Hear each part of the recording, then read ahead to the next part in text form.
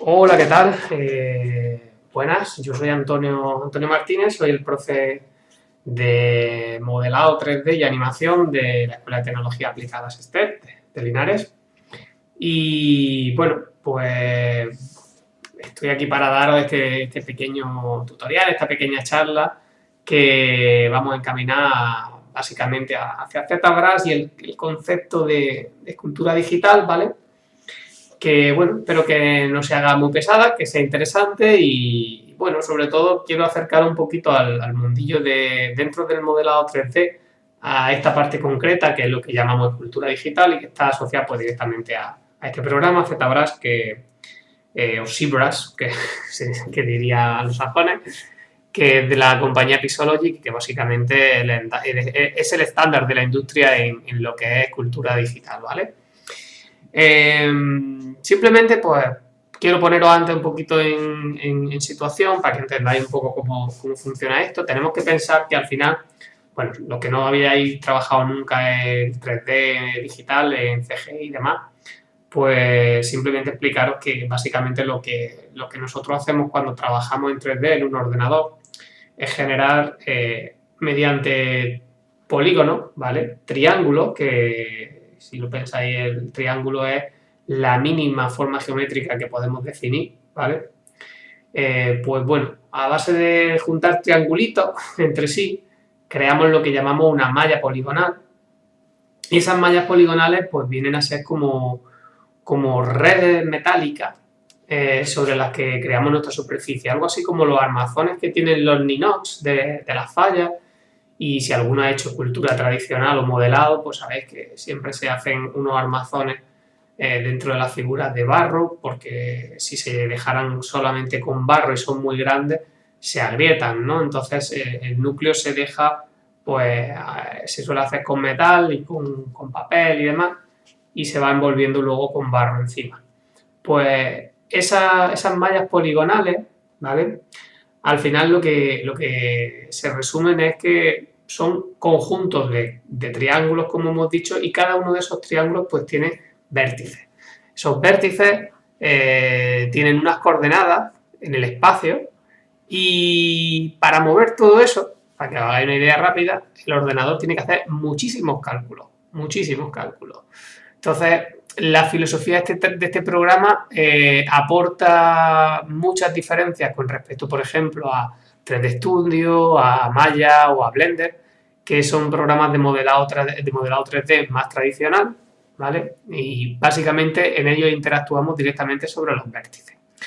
Aquí cambia un poco la cosa. ¿Por qué? Bueno, pues porque ZBrush nace básicamente con la premisa de cubrir la necesidad de tener un flujo de trabajo, un workflow y una experiencia de usuario para modelar en 3D que sea más asequible y natural para artistas y modeladores tradicionales. La intención es traernos a esa gente que ha estado modelando toda su vida en barro o que ha estado haciendo escultura a cincel y martillo, ¿no? Darle una herramienta que les permita pasar de ese formato que ellos utilizan al formato digital, ¿de acuerdo? Y entonces, ¿cómo se consigue eso? Bueno, pues ahí es donde entraría el siguiente paso. ¿Cómo conseguimos esto? Pues básicamente aquí entra el hardware. El hardware, básicamente las tabletas digitalizadoras. También podríamos hablar de cómo influyen las gráficas, ¿no? Que han ido avanzando el concepto de tarjeta gráfica, o antiguamente como se las llamaba, aceleradoras 3D, que ha permitido que los ordenadores puedan gestionar esa cantidad de polígonos tan grandes que yo os digo. Pero aquí más concretamente y apoyándonos en que estamos trabajando con lo que es el concepto de ZBrush, ¿no? La escultura digital, la tableta básicamente pues es ya el primer eslabón de romper la barrera desde el artista tradicional al arte digital, ¿vale? Si pensáis cuando empezaron los programas de diseño y dibujo, la manera de interactuar con el ordenador era un ratón y un teclado. En el momento en el que aparece una tableta, dejamos el ratón de lado, que hasta cierto punto nos permite trabajar, pero no con la exactitud ni con la naturalidad que nos permite un lápiz. que al final básicamente nos permite digitalizar los trazos que hacemos de forma natural para dibujar en el papel. Bueno, pues la tableta consigue romper esa barrera.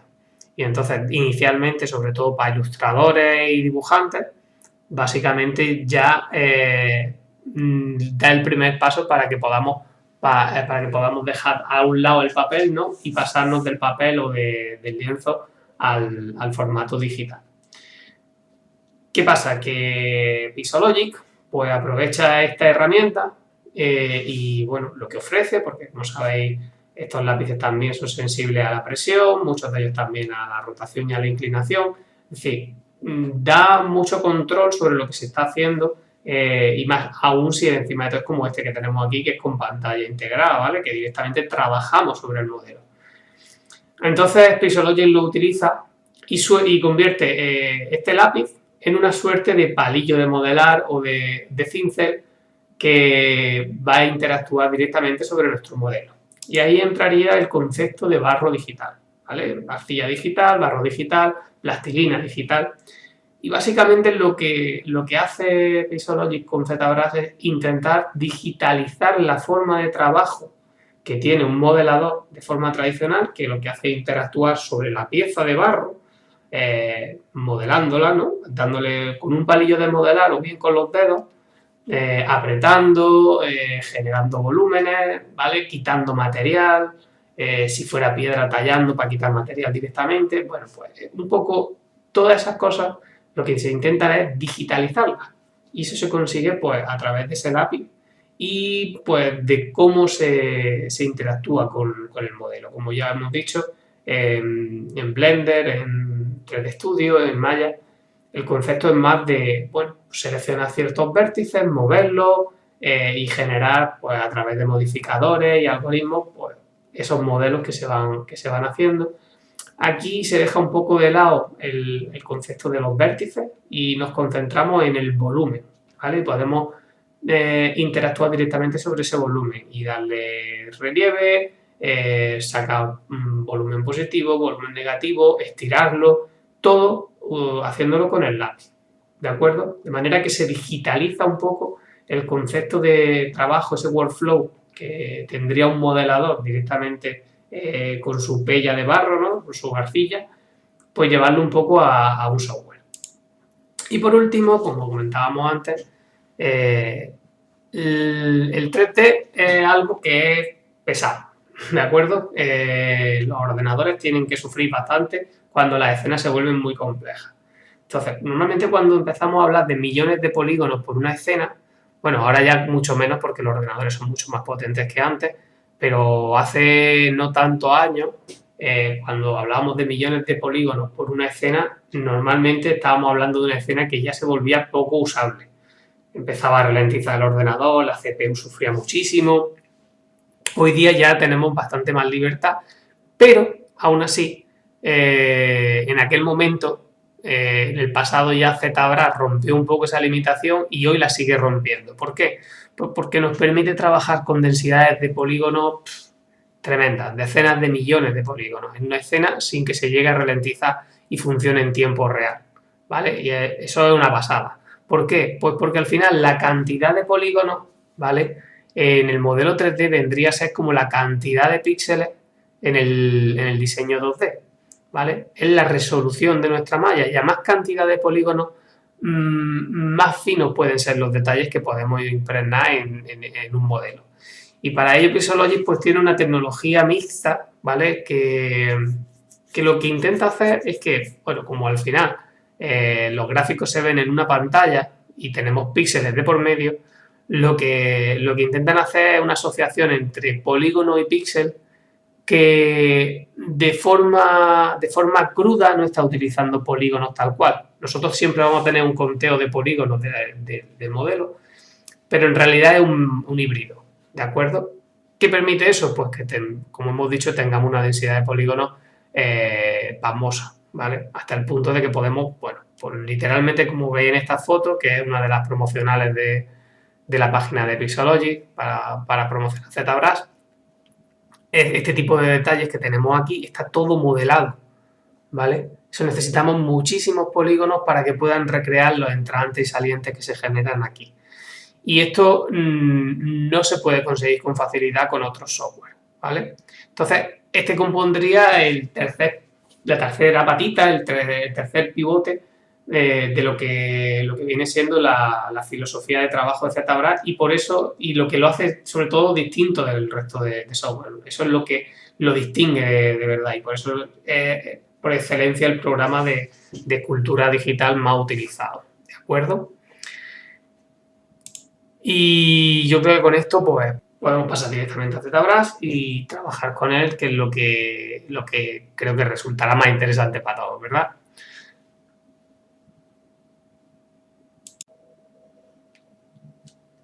Bueno, y aquí estaríamos con la interfaz de ZBrush, ¿vale? Este es el programa del que hemos estado hablando. Disculpad por el ruido.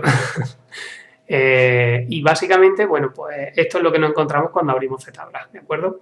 Una de las cosas que la mayoría de mis compañeros y alumnos siempre se quejan es que les cuesta hacerse a este programa porque, bueno, la interfaz es un poco diferente a todo lo que estamos acostumbrados normalmente en informática, ¿verdad? Y sobre todo en programas de diseño, la filosofía de Adobe y demás no es muy parecida a cómo funciona ZBrush y a veces cuesta un poco, ¿vale? Pero es bastante más sencillo de lo que parece. Entonces yo quiero enseñaros a romper la primera barrera, que es la de coger ZBrush y que en 5 minutos podáis estar modelando y haciendo cosas que al final es lo que queréis, ¿no? Y a veces puede ser bastante frustrante si no lo habéis usado nunca o obliga a tener que ver algún tutorial, bueno, pues en este caso un taller como este, que os enseñe cómo funcionan un poco los pasos, ¿vale? Bueno, lo primero que tenéis aquí es esta ventanita que se llama Lightbox y que básicamente pues es una ventana que nos presenta recursos que utiliza el programa, ¿de acuerdo? De momento la vamos a cerrar porque no nos interesa, simplemente le damos aquí y se nos cierra. Y nos encontramos con el lienzo, ¿vale? Aquí tenemos la interfaz alrededor, aquí están los pinceles, bueno, vamos a centrarnos en el lienzo ahora mismo. ¿Qué ocurre con el lienzo de ZBrush? ZBrush inicialmente tiene un sistema de trabajo artístico que es lo que Pixologic, que es la compañía que lo creó, denomina las dos dimensiones y media, dimensión 2.5D. ¿Qué quiere decir esto? Pues esto quiere decir que yo ahora mismo tengo activada esta herramienta que es el Sample Brush y que básicamente me permite pintar. Estoy utilizando una tableta, ¿vale? Estoy pintando con el lápiz. Si os dais cuenta, si acumulo trazos de pincel, sí se empieza a notar que aquí hay una tridimensionalidad por el tratamiento del claroscuro, ¿no? Aquí hay se va generando una sombra, da esa sensación de que estamos trabajando en 3 dimensiones. Pero, sin embargo, yo no puedo interactuar en 3 dimensiones. Es básicamente un lienzo donde estoy poniendo cosas que generan un aspecto de sombra y demás, pero no deja de ser 2D. Puedo probar los diferentes pinceles que tengo. Si os dais cuenta, veis aquí que pone pinceles 2.5D. Vamos a utilizar el Erase y fijaros que lo que hace es borrar esos trazos que he hecho inicialmente. ¿De acuerdo? Pero volvemos a lo mismo. Las sensaciones, sí, parece que es como tridimensional, pero no dejan de ser 2 dimensiones. Entonces, lo que voy a buscar son mallas 3D y voy a crear una esfera. Y vamos a ver qué pasa con esta esfera. Bueno, pues si os fijáis, da esa sensación de nuevo de que sí, que tiene un aspecto tridimensional, pero ahí se ha quedado la esfera y si yo vuelvo a pinchar, me vuelve a pintar otra. Fijaros cómo interactúa incluso con la geometría que hemos generado antes. Pero al final, en resumen, es que este espacio es un espacio bidimensional, ¿vale? Es un espacio en el que podemos hacer, bueno, obras artísticas, composiciones, etcétera, con esta simulación de objetos tridimensionales interactuando entre sí, pero que no deja de ser un espacio bidimensional, ¿de acuerdo? Entonces, esta es la primera barrera que se presenta. ¿Cómo paso de estar trabajando en este modo a trabajar en 3 dimensiones, que es lo que a mí me interesa, ¿no? Bueno, pues lo primero que voy a hacer es pulsar Control N, que lo que hace es crear un lienzo nuevo, limpiar la escena, y de nuevo con la esfera señalada, simplemente voy a pinchar y arrastrar. Fijaros, no estoy soltando el lápiz, sigo apretándolo, y la punta del lápiz, y puedo orbitar, bueno, mover para que rote la posición de la esfera. No sé si se apreciará demasiado, Bueno, voy a utilizar mayúsculas cuando esté aquí cerca del y ahora fijaros, aunque mueva el lápiz, solamente crece, pero ya no rota, porque quiero que quede así, derecha. Y ahora, si volviera a pinchar y arrastrar, me volvería a pintar una esfera más y así sucesivamente todas las veces. Pero para poder empezar a editar, a convertir esto en un objeto tridimensional, lo único que tenemos que hacer para salir del modo de 2 dimensiones y media es pulsar aquí, en este botoncito que pone editar el objeto. Pinchamos, fijaros que de repente aparece aquí esta cabeza, ¿vale? Que es una referencia visual para saber desde qué punto de vista estamos mirando la esfera, y ha cambiado un poco las cosas. Fijaros que el cursor ha aparecido este aro rojo alrededor y se ha convertido en un pincel con una flecha que indica una rotación, ¿no? Un giro. Pues si ahora yo pincho fuera del modelo y arrastro, me permite girar, ¿vale? Voy orbitando alrededor del objeto, ¿vale? Lo voy mirando desde diferentes puntos de vista. Voy a activar esto de aquí que pone Line Fill, que lo que hace es que se me muestren las líneas de la geometría que lo componen, ¿veis? Y así es mucho más visual que estamos orbitando, ¿de acuerdo? Es decir, ahora sí que estamos en un espacio tridimensional, ¿de acuerdo? ¿Podemos navegar por la escena? Bueno, ya habéis visto cómo se orbita, simplemente pinchando fuera. También podemos hacerlo con este botoncito, ¿de acuerdo? Todos estos botoncitos que tenemos aquí arriba nos permiten navegar la escena, ¿vale? Este sería el zoom y este es el paneo, ¿vale? Y tienen su atajo correspondiente con el lápiz y el teclado, pero dependerá mucho también de cómo tengáis configurado vosotros vuestra tablet y vuestro teclado, ¿verdad? Entonces, yo por ejemplo con el botón secundario también puedo orbitar sin necesidad de apoyar la punta del lápiz en la tableta. Eso tiene una ventaja porque si no, no puedo orbitar cuando estoy aquí encima, porque aquí ya empezaríamos a modificar mi objeto. Sin embargo, con el botón sí que puedo hacer esa orbitación, ¿no? Esa rotación la puedo ejecutar. Pero si no, siempre puedo hacerlo desde fuera, que es más sencillo. Y además con control y con el botón secundario del lápiz, puedo hacer el zoom, que básicamente es el mismo zoom que este, ¿de acuerdo? Y por último, con Alt y el botón secundario, puedo hacer el paneo, que es exactamente igual que este, ¿vale? Y este botoncito, ¿vale? Si lo dejáis aquí encima del cursor, de hecho ya os está diciendo el atajo. Si le dais a la F, os hace un focus, ¿de acuerdo? Un ajuste, ¿vale? Simplemente pincháis aquí y se ajusta sobre la herramienta con la que estáis trabajando. Vamos a quitarle un poquito de zoom y vamos a quitarle también las líneas, ¿vale? ¿Qué pasa? Que yo en realidad lo que quiero hacer con esto rápidamente ya es empezar a modelarlo, darle forma, ¿no? Convertir esto en barro y bueno, hacer todas esas cosas que se supone que hace ZBrush, ¿verdad? Si pinchamos nos va a salir este mensaje. ¿Por qué? Porque lo que tenemos es una primitiva 3D, ¿vale? Que se define por unos parámetros y nosotros queremos convertirla en una malla. Esto ocurre en muchos programas de 3D que primero tenemos que transformar los objetos primitivas a otra modalidad de objeto para poder trabajar e interactuar con ellos. Es muy sencillo pasar a una polymesh, simplemente tenemos que venirnos aquí, ¿vale? Este botoncito que pone convertir polymesh 3D, pum, lo pulsamos y si os dais cuenta crece esta lista de comandos que tenemos aquí abajo, este menú. Y ahora si nos venimos aquí al modelo y pinchamos sobre él, ya sí que podemos modificarlo y trabajar sobre la esfera en 3 dimensiones como si fuera de barro, ¿no? Con este pincel que tenemos, que por defecto es el estándar, pues básicamente lo que hacemos es que cuando pinchamos añadimos volumen sobre esa línea, ¿vale? Si le dais al espacio, se os abre este menú flotante que tiene varias informaciones. Aquí podemos cambiar directamente los pinceles, etcétera. Sobre todo tenemos aquí el tamaño de la brocha, ¿vale? Que también está aquí arriba, ¿vale? Tenemos el tamaño de la brocha, que fijaros, pues el efecto es mucho más intenso cuanto más grande. Y luego el focal, que es el aro del centro, que básicamente lo que está marcando entre un aro y otro es una zona de degradación, para que se note más o menos el efecto del pincel, ¿no? Entonces vamos a hacer un pincel un poquito más pequeñito para seguir viendo el efecto. Fijaros, hemos visto la navegación, pero cuando trabajamos con los pinceles, hay diferentes modos de pincel. El principal es este que estamos utilizando, que es simplemente pues, con el lápiz apoyo sobre la tablet, dibujo sobre mi objeto y le añade volumen, ¿vale? Tira hacia arriba de la geometría. Pero si pulso Alt, fijaros que aparece un menos debajo del cursor y ahora tendría la versión negativa de mi pincel. ¿Qué quiere decir eso? Pues que ahora si pincho lo que consigo es lo contrario, rehundir, ¿vale? Modo normal, positivo, modo Alt, negativo, ¿de acuerdo? Vale, vamos a dejar esto así porque quiero enseñar el siguiente modo.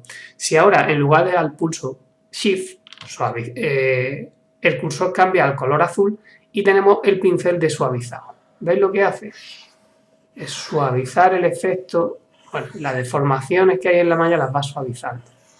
¿Vale? Entonces se sigue notando que le he hecho ahí ese volumen, pero está muchísimo más pulido, más suave. ¿Vale? Vamos a ir hacia atrás y vamos a dejarla limpia. Y por último, el último modo de pincel que nos quedaría sería el de enmascarar, ¿vale? Que sería con control. Veis que al pulsar control se vuelve amarillo y pone máscara abajo. Máscara y además tiene un signo de más. Vamos a pintar con el cursor así y veis que lo que ocurre es que se está poniendo de un color oscuro la malla allí donde pinto. Vale, esa zona oscura es una zona que ahora está enmascarada. ¿Qué ocurre? Pues que si yo ahora pinto con el modo normal, cuando llega a esa zona deja de tener efecto. ¿Lo veis? ¿Vale? Se ha quedado enmascarada y ahí no tiene efecto las modificaciones que haga. De igual manera, con este mismo pincel, cuando le damos a control, si simplemente hacemos clic fuera del modelo cuando ya tenemos una zona enmascarada, la máscara se invierte, ¿de acuerdo? Y ahora sería al revés. Ahora solamente pintaría en esa zona libre y todo el resto estaría enmascarado, ¿de acuerdo? Si queremos liberar una máscara, lo que tenemos que hacer es de nuevo pulsar control para que se active el modo de máscara y hacer un recuadro fuera del objeto, ¿vale? Que no interseccione con el objeto. Y entonces se libera la máscara por completo. Si por contra, cuando hacemos un recuadro de selección de máscara, si intersectamos con ese recuadro al objeto, lo que conseguimos es una máscara de selección, ¿vale? Que podemos hacerla así o más grande, podemos ir añadiendo trozos, ¿vale? Y igualmente, si hago control y pincho fuera, se va a invertir, ¿de acuerdo? Pero además, fijaros, si de repente pulso, además de control, alt, ¿veis que el signo de más se pasa a un menos? Pues fijaros, ahora el recuadro no es oscuro, el recuadro es blanco y lo que hace es restar a esa zona de enmascarado, ¿vale? Con esto podemos hacer al final pues máscaras muy complejas, ¿vale? Pero que nos permitan trabajar el objeto tal y como nosotros queremos. Entonces, si yo ahora, por ejemplo, cojo un pincel grandote, ¿vale? Vais a ver rápidamente cómo creo aquí un efecto de volumen respetando solo esa zona oscura, ¿vale? Y esto sería, bueno, así a grandes rasgos, ¿vale? Varios modos de interacción con el pincel. Vamos a eliminar la máscara. Ahí está. Y ahora vamos a ver otro detalle que tenemos. Fijaros, lo primero que estamos viendo es que tenemos poca densidad de polígonos, ¿verdad? Entonces, cuando modelamos, pues se ven ahí los cuadritos, no termina de tener un aspecto guay, ¿verdad? ¿Qué es lo que necesitamos? Subdivisiones. Necesitamos más geometría para poder tener más detalle. ¿Dónde conseguimos eso? Pues simplemente tenemos aquí este parámetro que pone geometría, lo pinchamos y le damos a dividir, ¿vale? Automáticamente aquí arriba aparece un 2 y este slider se activa. Puedo bajar al 1 o al 2, ¿de acuerdo? Voy a dejarlo en el 2 y voy a activar ahora las divisiones y si os dais cuenta lo que vemos es que cada cuadradito que teníamos antes ahora se ha dividido por 4. Es decir, tenemos la geometría multiplicada por 4. Cada vez que pinchamos aquí multiplicamos por 4 la geometría. Vamos a volver a hacerlo una vez más. Y aquí hemos subido hasta 3, ahora tenemos 3 niveles de subdivisión. Y veis, cada cuadradito de los pequeños ahora también se ha multiplicado por 4. ¿Vale? Entonces, ¿qué ocurre con esto? Pues fijaros, ahora cuando yo intento utilizar aquí un pincel, el trazo es mucho más suave, mucho más limpio, como más definido, ¿verdad? Le hemos dado resolución. Al igual que cuando estamos con Photoshop subimos la cantidad de píxeles de una imagen para que tenga más calidad, más definición, pues cuando trabajamos en 3D lo que necesitamos es más polígonos para que la resolución del volumen, de los volúmenes de esa malla aumente. Entonces esto me permitiría hacer detalles pues más finitos, ¿vale? Cosa que antes pues no se podía. Y si lo subo otro poco, pues más finos pueden ser esos detalles y más limpios quedan, ¿de acuerdo? ¿Qué ocurre? Pues que tenemos que tener cuidado de la cantidad de subdivisiones que añadimos porque llega un punto en el que si tenemos demasiadas subdivisiones podemos colapsar el ordenador. Tened en cuenta que cada vez que le dais aquí multiplicáis por 4. Luego es interesante que siempre podemos volver a un nivel anterior. Y fijaros, esto me gusta mucho y siempre lo digo porque trabajar con pocos polígonos siempre tiene ventaja, ¿vale? ¿Por qué? Porque cuando quiero hacer modificaciones grandes, por ejemplo, os voy a enseñar otro pincel que me gusta mucho, que es el mover y el mover topológico, ¿vale? Bueno, en este caso vamos a utilizar mover, que no hay mucha diferencia de uno a otro cuando solo tenemos una herramienta. Y vamos a tirar un poco de esta geometría. Así. Vamos a comprimirla un poquito. Fijaros, al tener pocos polígonos, es fácil suavizar de forma rápida los volúmenes y que todo esté como muy homogéneo, ¿vale? Y que además cuando de un tirón de esto, fijaros que quede bastante elástico. Sin embargo, si nos vamos a muchos niveles de subdivisión, aquí ya empieza a complicarse un poco la cosa, sobre todo cuando tenemos que suavizar, porque como hay tantos polígonos, cada pequeña deformación se queda reflejada y es mucho más difícil. Siempre es más sencillo volver atrás, porque además, como os digo, cualquier deformación que yo haga en el nivel anterior, ¿vale? Cuando suba, va a estar presente ahí, ¿de acuerdo? Entonces es muy útil.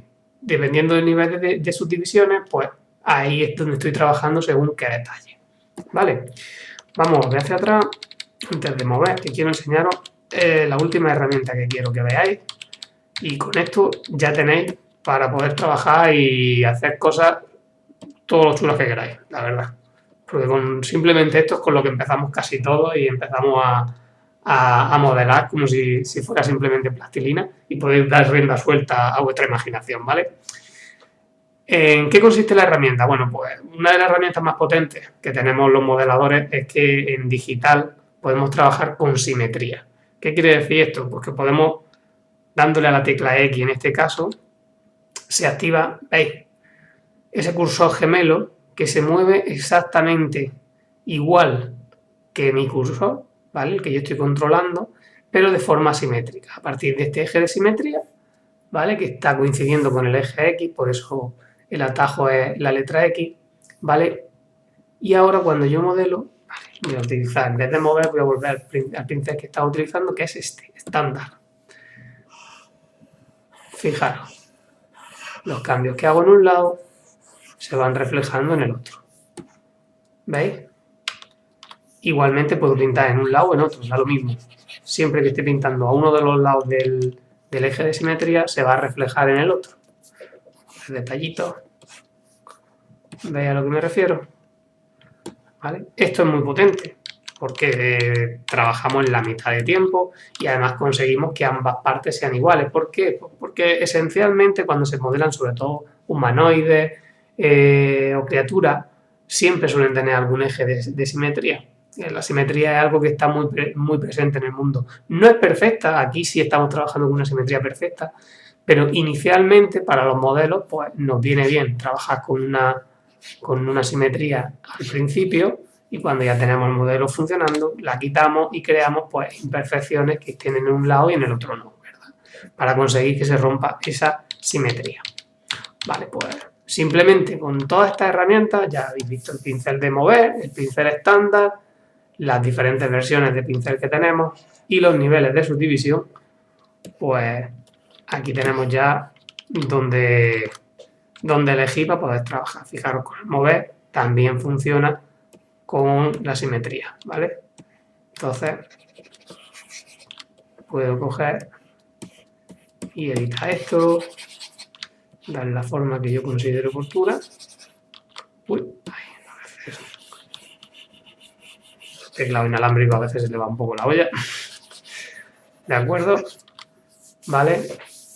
Subo un poco los niveles de subdivisión al 3, aquí un poquito, y me vuelvo al pincel estándar y sigo modelando. Puedo subir aquí el volumen, aquí darle un poco de espacio negativo.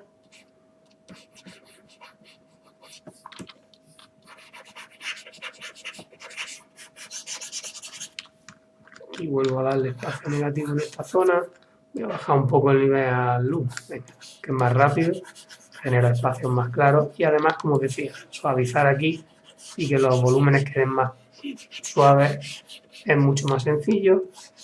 Vuelvo a meter más redondillo y así voy sacando espacio para la nariz. Me vengo aquí.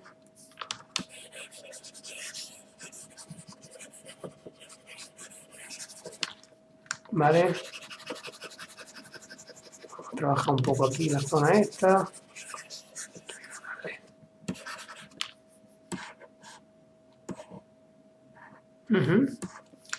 Entonces trabajo un poco la zona negativa para la boca, manteniendo los labios un poquito arriba. Suavizo. Subo ahí un nivelillo de subdivisiones. Vale, y puedo meterle un poco más de detalle. Aquí pues, también intensificar la zona de los labios. Vale.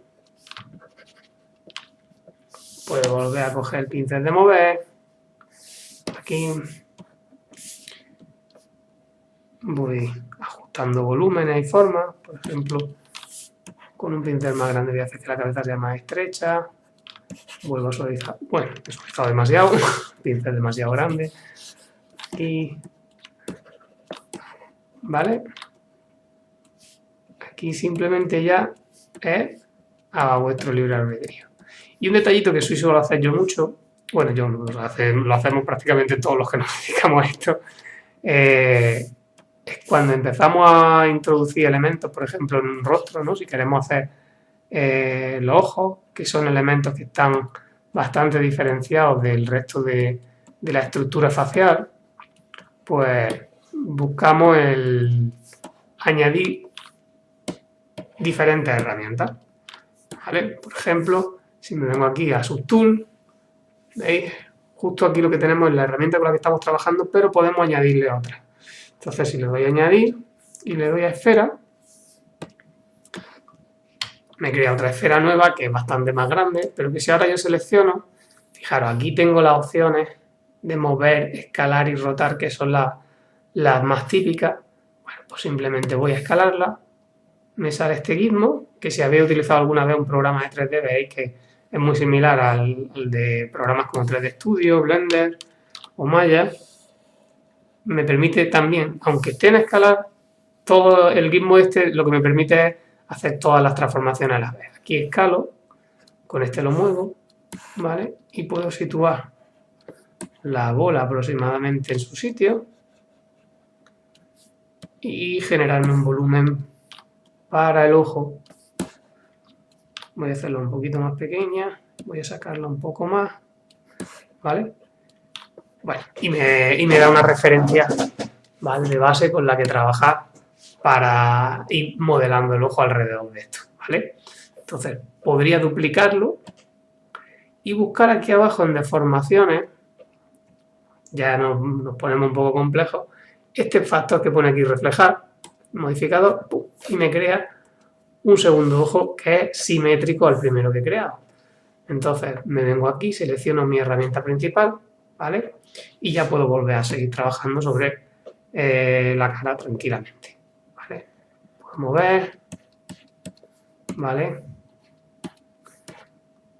Sacar aquí un poquito los pómulos, en fin. A mí, aunque os voy a enseñar el pincel estándar, el que me gusta utilizar de verdad es uno que se llama Clay Build Up y está aquí arriba, porque permite trabajar como si fuera verdaderamente barro o plastilina y generar volúmenes que no son limpios, pero inicialmente me permiten generar pues zonas de volumen con las que ir esbozando poco a poco los volúmenes principales del modelo con el que estoy trabajando, tanto en positivo como en negativo, ¿vale? Entonces, queda así feote, pero rápidamente conseguimos pues mucho o poco, mucho volumen hacia afuera o hacia adentro rápidamente. ¿De acuerdo? Entonces, aquí intensificamos el pómulo, introducimos esto aquí, vamos a marcar también un poco más la zona de la mandíbula.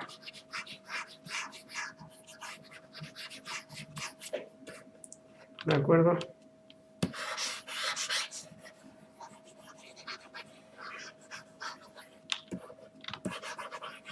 Bueno, y con esto yo creo que ya podéis entreteneros bastante, trabajar lo que queráis, modelar lo que os apetezca.